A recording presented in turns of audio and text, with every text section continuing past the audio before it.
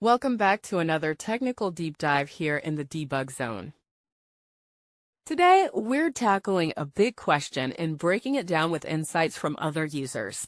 Hopefully, this clears up some misconceptions and helps you get the answer you need.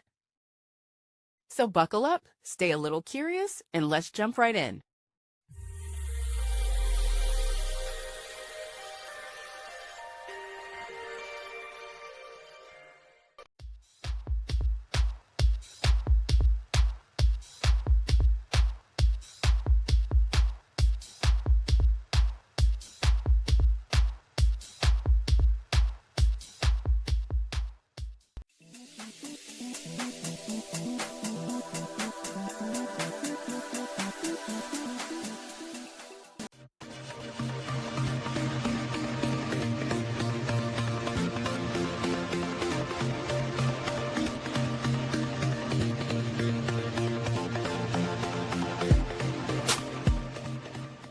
And that's a wrap.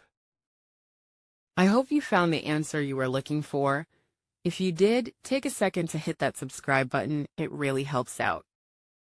And let me know in the comments which solution worked best for you. See you next time in the debug zone.